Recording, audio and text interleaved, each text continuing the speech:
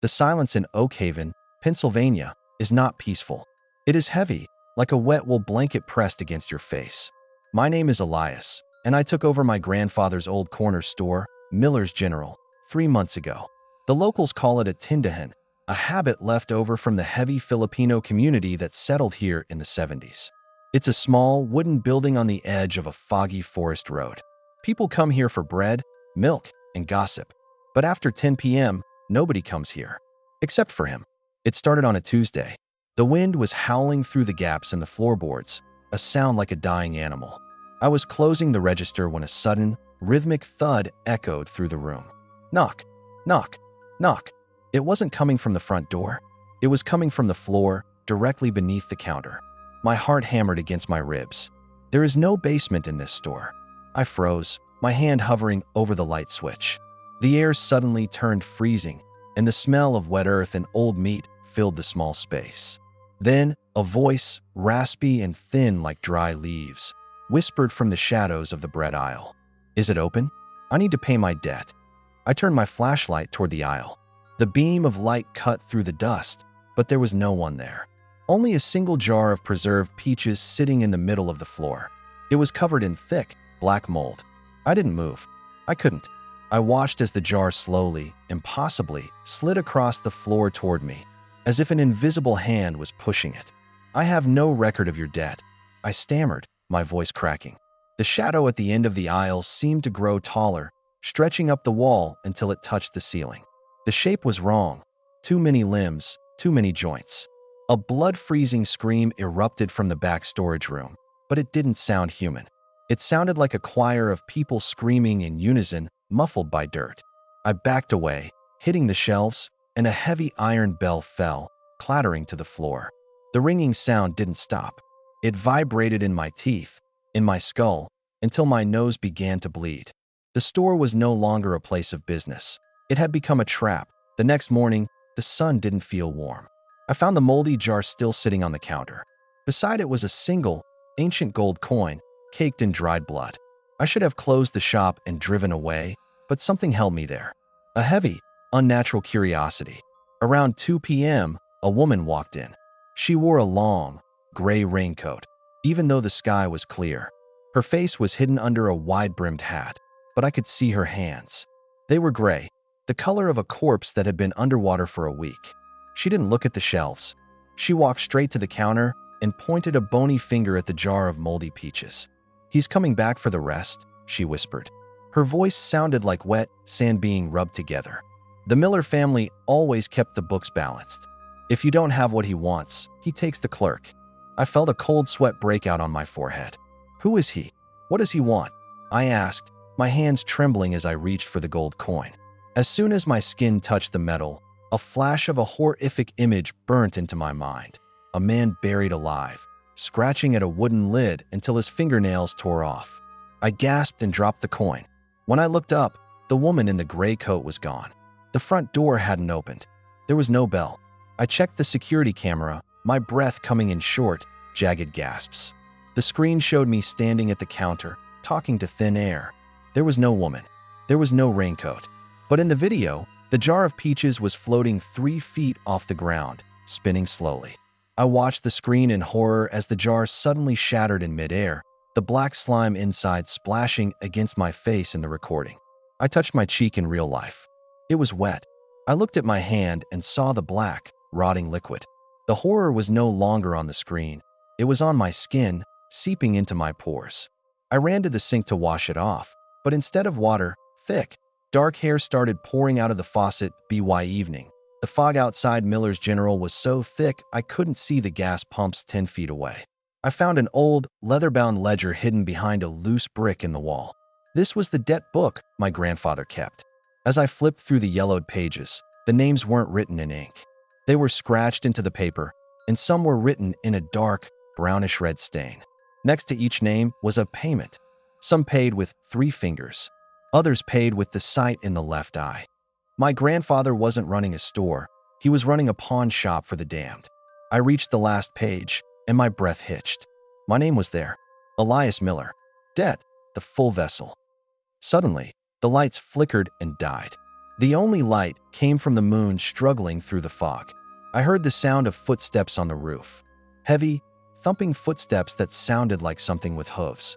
Thud, thud, thud. Then, the scratching started. It sounded like hundreds of fingernails clawing at the wooden walls from the outside. Elias. A voice called from outside. It sounded exactly like my mother, who had died years ago. Elias, honey, it's cold out here. Let me in. I just need to buy some salt. I knew it wasn't her. My mother never called me honey. I backed into the center of the store, clutching a butcher knife. The scratching grew louder, more frantic. The wood began to splinter. Small, pale, multi-jointed fingers started poking through the cracks in the walls. They were reaching for me, wiggling like pale worms. Open the door, Elias, the voice said, now dropping into a deep, demonic growl. The debt is overdue. We are hungry. I screamed and threw the ledger at the door, but it flew right through the wood as if the door wasn't even there. The walls were closing in, the pale fingers growing longer, stretching toward my throat. I could hear the wood moaning under the pressure of whatever was outside. The smell of the store had changed from old wood to the unmistakable stench of an open grave. If your heart is racing, you are truly brave. Subscribe now to hear the terrifying end and join those who dare to face the darkness that I scrambled behind the counter, looking for anything to defend myself. I found a small box of matches and a gallon of kerosene. My hands were shaking so hard I nearly dropped them. The fingers were now inches from my face, the skin on them peeling back to reveal rusted metal hooks instead of bone. You want a payment? I yelled into the darkness. Take this. I splashed the kerosene over the counter and the old ledger. I struck a match, the small flame dancing in the freezing wind that was now blowing through the store. But as I went to drop the match, the flame turned a bright, sickening green. The fire didn't burn the wood. Instead, the green flames began to crawl up my arm, cold as ice. It wasn't burning my skin, it was freezing my blood. I looked toward the front door and saw a tall, thin figure standing there. It had no face, only a giant, vertical mouth filled with rows of needle-like teeth. It held out a hand, and in its palm was a human heart, still beating.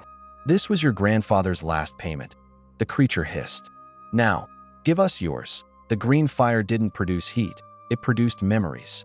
As the cold flames licked my skin, I saw my grandfather, not as the kind old man I remembered, but as a man screaming in this very spot, begging for one more year of life.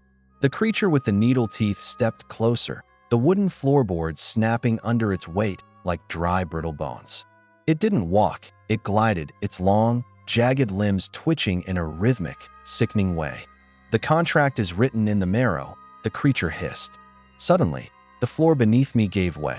I didn't fall into dirt or a foundation. I fell into a cavernous, dark space that smelled of ancient copper and wet fur. I hit the ground hard, the air leaving my lungs in a painful gasp. I fumbled for my flashlight and clicked it on. The beam hit a wall, but it wasn't made of stone.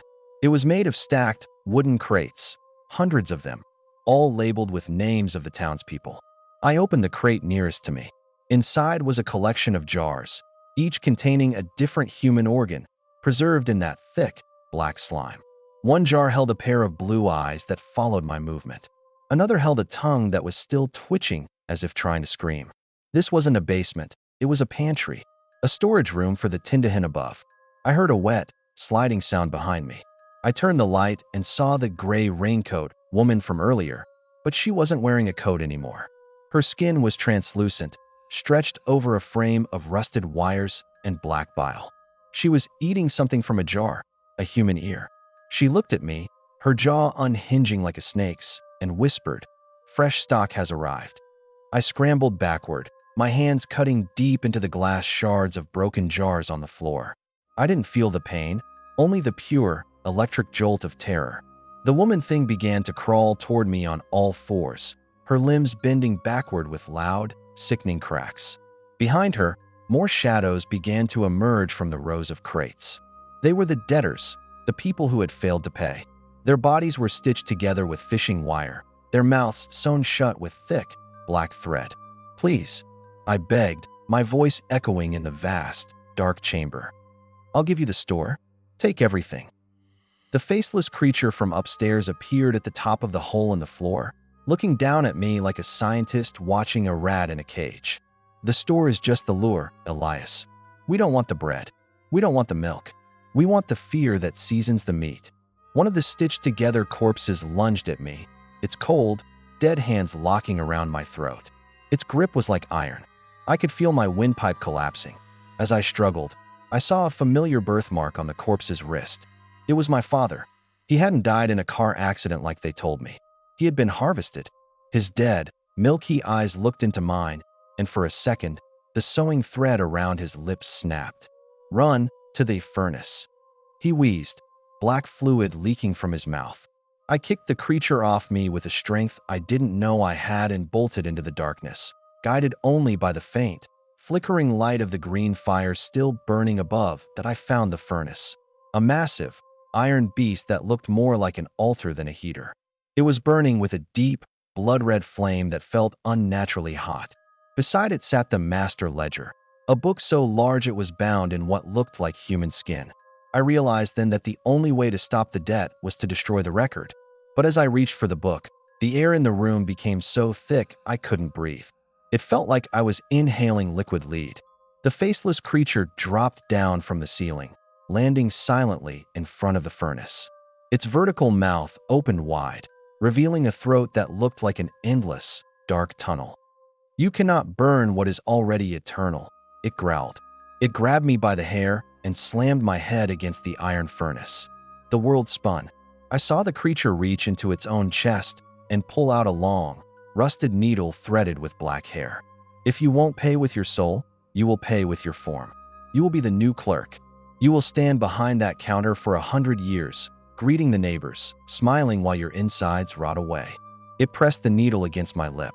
I felt the sharp sting as it pierced my skin. The pain was so intense it felt white-hot. I grabbed a heavy iron poker from beside the furnace and shoved it into the creature's open, gaping mouth.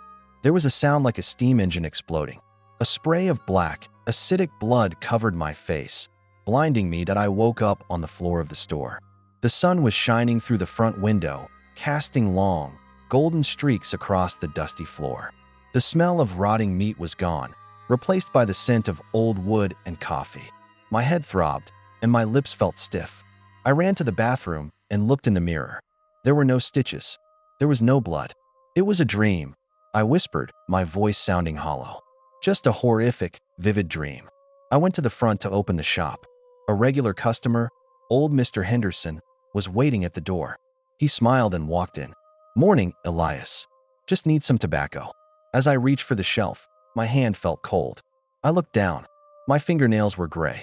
I tried to speak, but my jaw felt heavy, as if it were held by invisible wires. Mr. Henderson handed me a $5 bill. As our fingers touched, he gasped and pulled back. "Elias, your hand, it's cold as ice." I tried to tell him I was fine, but a different voice came out of my mouth, a raspy, thin voice like dry leaves. "Is there anything else you need to pay for, Mr. Henderson? Your debt is quite large." Mr. Henderson's face went pale. He turned to run, but the front door didn't have a handle anymore. It was just a solid wall of wood. I looked down at the counter.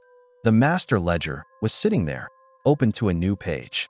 Under the name Henderson, it now said, "Payment, 1 heart." I felt a sickening hunger grow in my stomach, a hunger that bread and milk could never satisfy. I picked up the butcher knife, and my reflection in the window showed a man with a vertical mouth and needle-like teeth. The Tindahin was open for business, and I was its perfect clerk. Comment below which part terrified you the most, and like the video. Subscribe if you dare to face the next nightmare with us.